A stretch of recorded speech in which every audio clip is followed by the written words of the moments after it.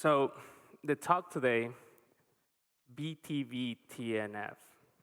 That's Beyond the Valley, the Next Frontier. So it's been about close to a decade since I've been in XR. And my work primarily has always been around cognitive dissonance, whether that's been hardware-based or user experience. It's ranged on anything from haptics to different XR devices for use cases in aerospace or defense. And that had a lot to do with AI. Over the years, I found myself involved in a bunch of different projects that had a lot to do with embodiment of AI. So about 4 years ago, I started a journey where it all started with one single provocation, which is not that simple. And that was, if augmented reality devices were perfect, what would need to happen for an AI agent to pass a Turing test equivalent in AR? So that brought me to this path of trying to understand whether it was photorealism or it was behaviors, what was required to make us believe that an agent was real, and how could we create autonomous agents that could keep that sense of belief for a long time.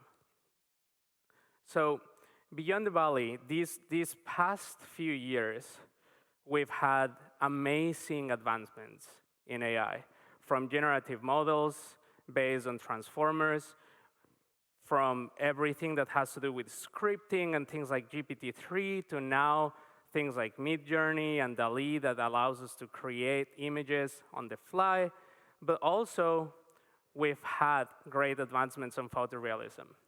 This is Enemies by Unity, which was released earlier this year. And this is amazing. The reason why it's beyond the valley is because I'm referring to the uncanny valley. One of the first things that we all may think about when we think what makes something real is actually how things look. And yeah, that can be partially a filter for reality, especially when we're looking at something static. And anything from the texturing to the motion that they do, the facial expressions, is just outstanding. It's fantastic, and it was a real-time sample that they did. So we're getting very close to passing that uncanny valley from a rendering perspective. Probably within the next 5 years, we'll see things like this happening a little bit more on like real-time engines, and real-time experiences that could be on the web or the metaverse. So this is just one part of what's been going on. On the other side, when we talk a little bit more about cognition or the component of artificial intelligence on these avatars, we have anything from really advanced chatbots, and we are starting to see a lot more use cases for sales and assistance that goes a little bit beyond what a Google Assistant interface, for instance, does. So the question is, what's the next frontier? What happens after we pass the uncanny valley from that perspective? And this is just a quick idea, to give you a quick idea of what the evolution of AI is. So we started thinking about what's reactive AI, similar to what we have mostly today, like chatbots. There is no memory. They just respond to different stimuli. Then we have limited memory, which means they use memories to learn. It improves the response, but it's usually short-term memory, like very, very small, kind of like GPT-3. It can give a sense of coherence over time, but it's not necessarily actually learning more as it goes. Then the theory of mind comes in, which is the understanding of the needs behind other agents, intelligent agents, in this case, humans.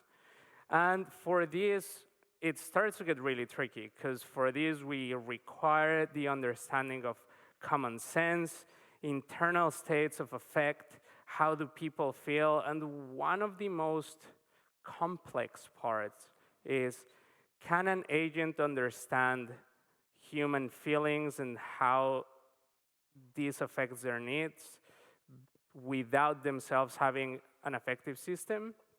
And that's part of the things I'm going to address now. So the next one would be situational awareness.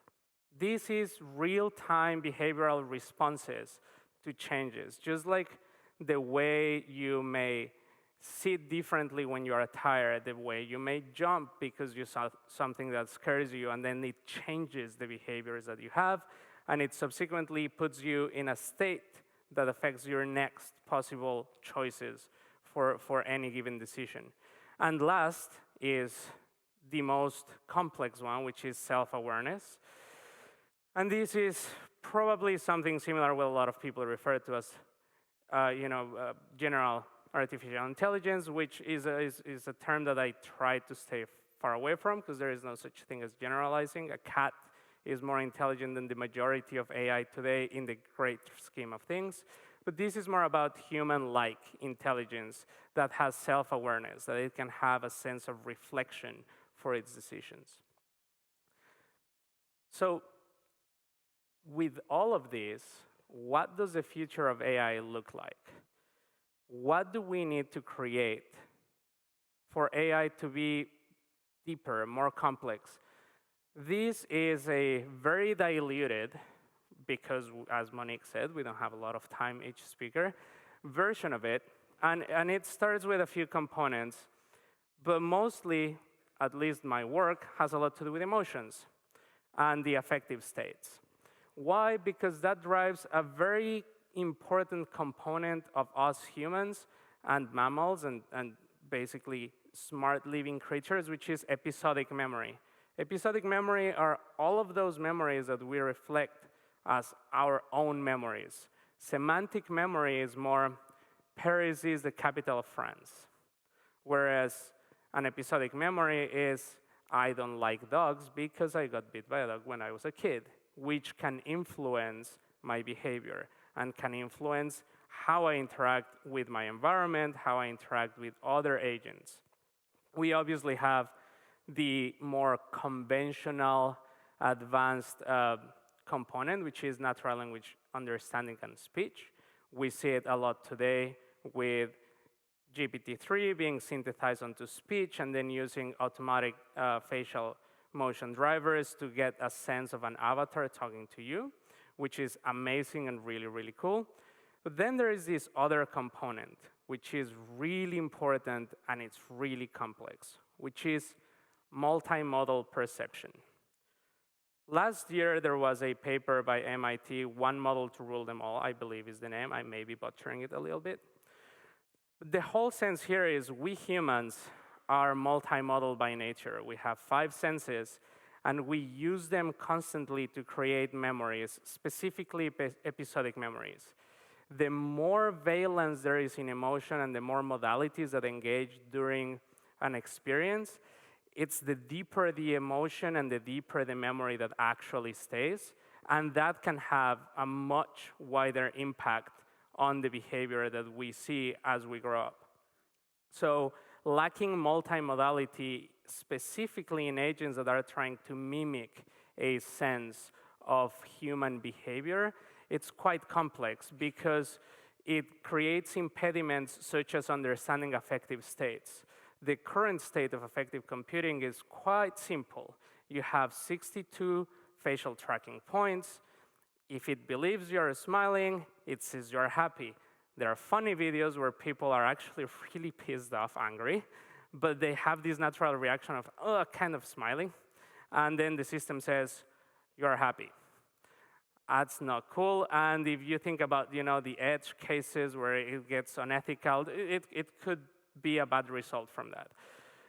Why does that happen? Because emotions are non-binary. They are basically gradients that occur, and they are mixed, and we have all this mix of emotions that can happen.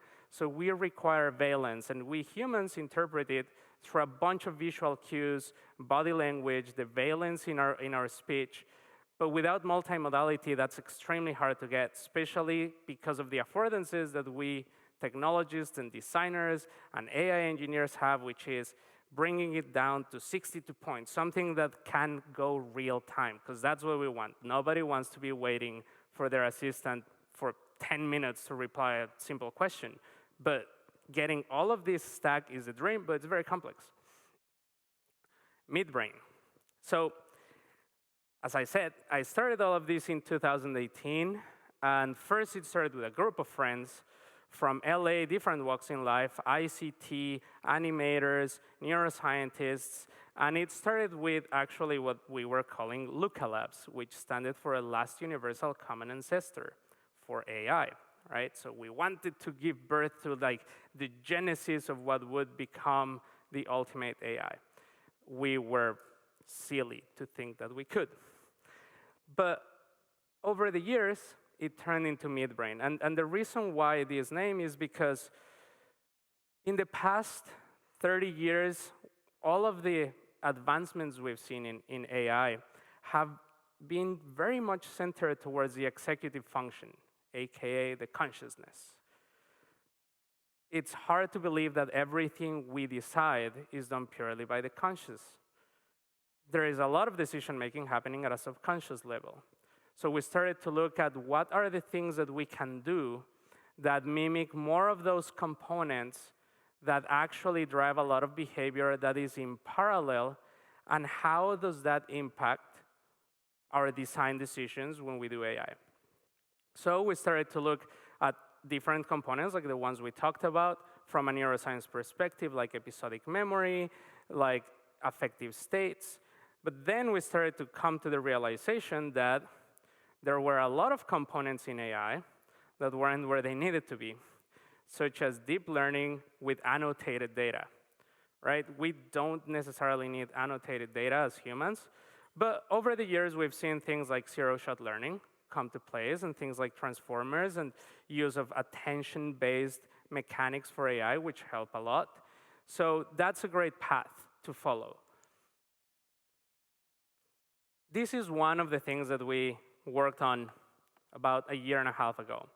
So coming back to the state of capturing emotion. It's quite bad when you can only do 62 points. So this was actually done by a colleague of mine, a good friend. We worked in aerospace together for many years. His name is Charles Goddard. And he actually managed to get this from a laptop with a not-so-good GPU working, because he's a little bit of a genius. And this was from non-annotated data of speakers, of all things, that then we started to compare to their emotional valence in speech to try to actually define what were the little subtleties. And you can see in some of the ones that may be smiling, there is a couple of subtleties, and that was a correction that we did through valence. So after doing all of this work, for the past few years, it's been this constant battle as an entrepreneur more than a researcher or a designer or an engineer or all the hats that I can wear to think where to start from a business perspective.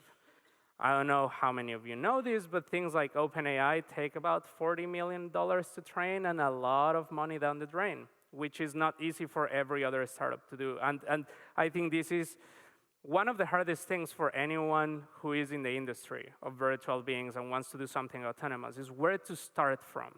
Is it going to be sales? Is it going to be a friend? Is it going to be populating the metaverse? All the possibilities are there, but it's actually quite hard to know because there is not a lot of data. We haven't really tested it. And a lot of people are dealing with it, but it gets complex. So we went rounds and rounds and rounds, and we went enterprise, and we tried to do a lot of cool things with enterprise.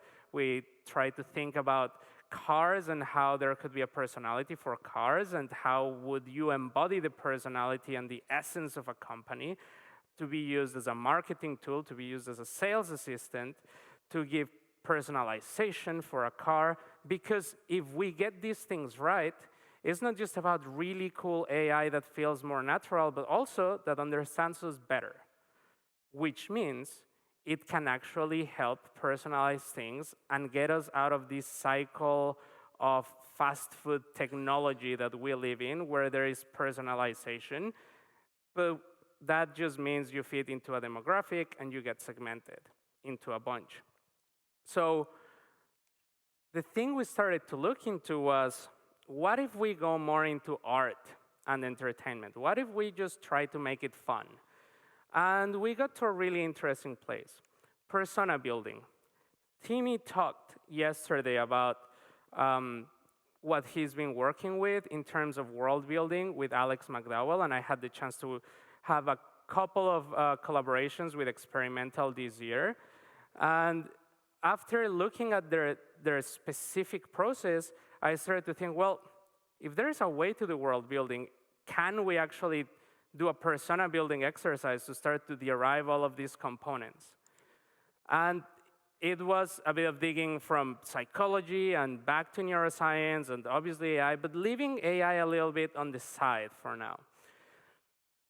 There is this Japanese say that people have 3 layers, which is the one you show to the world, the one you show to your family and friends, and then the one that nobody else ever sees. And I think that's very real. We humans tend to have these multi-faceted personalities. We open up, and there is things that we just simply don't share. It can be a trauma, it can be something silly, but there is things that we just don't.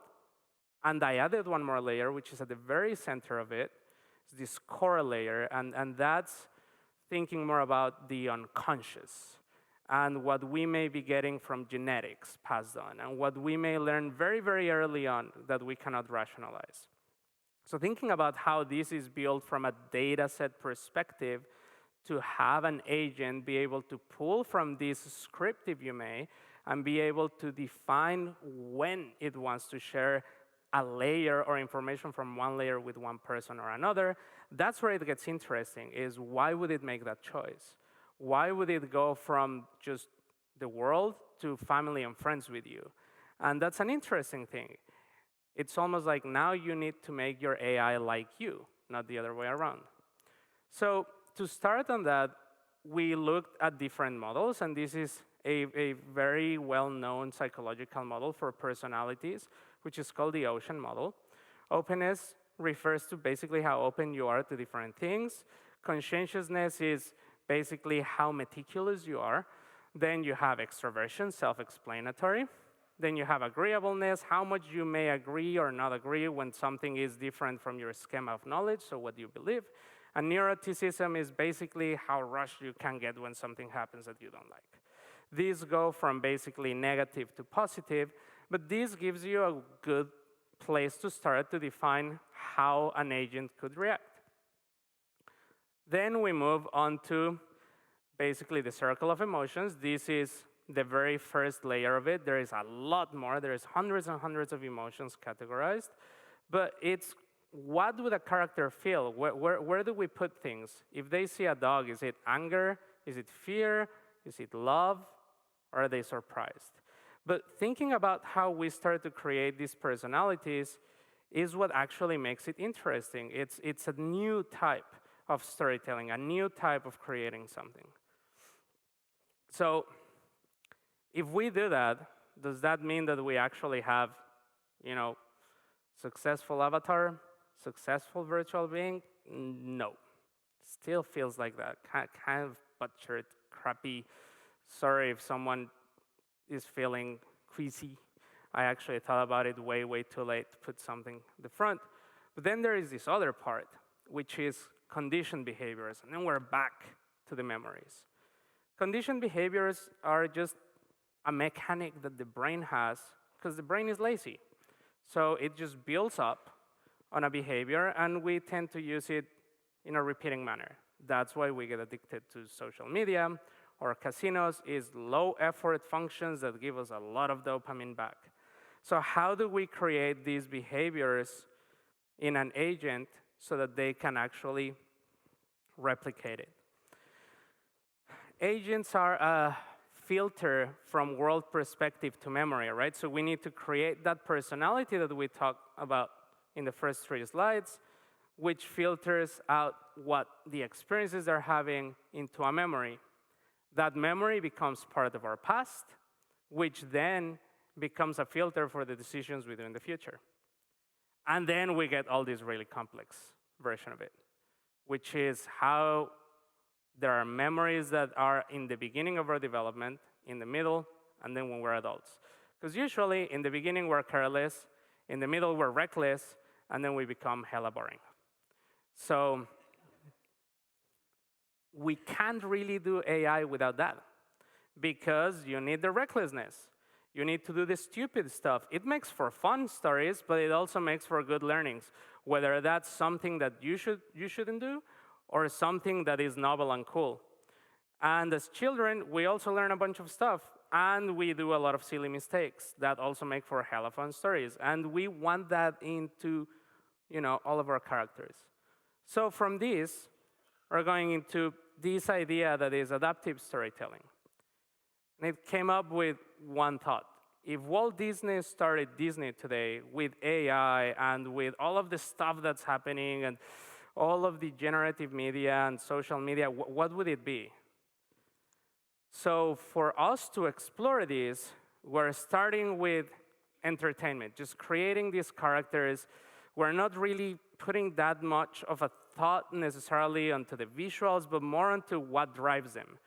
With the whole NFT craze and everything that's happened with Web3, we have like these hundreds and thousands of characters that have no soul and are boring, and it's just, sorry, but it's crappy content. It sucks.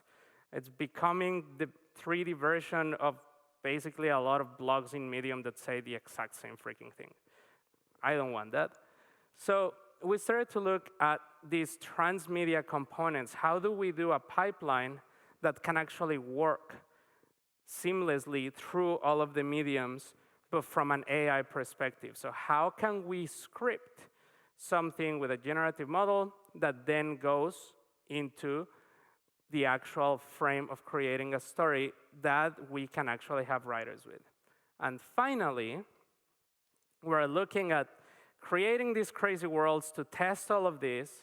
So this is the first world that we're going to be working on next year, which is District 42, and it's this crazy story about Maniac, that avatar that you saw, who is basically an AI from the future that got dumped into this year and lost its memory, and now it has a multiple database disorder. So it doesn't really remember what the hell is happening. It does like football. It likes a couple of other things. And the idea with this is, when we mean adaptive storytelling, is people engaging with the avatar throughout TikTok and Discord and the many different things will impact how the story plays out, because we will ask the audience and the community to participate and collaborate by solving puzzles and working with us together so that he can start to remember how he ended up here. And these are some of the quirky characters that are going to be there. Some are good, some are bad, but if you want to know about that, you'll have to tune. And with that, I'm going to use the last 10 seconds of my time to say that we're launching Midbrain Studios next year, which is going to specialize specifically on the creation of content with this idea of transmedia with AI, so that then we can further explore over the next few years how can we go back to creating those autonomous, really cool characters, and eventually maybe have our own metaverse or so that is populated and not empty like everything you guys don't log in after you ever create an account. Thank you very much.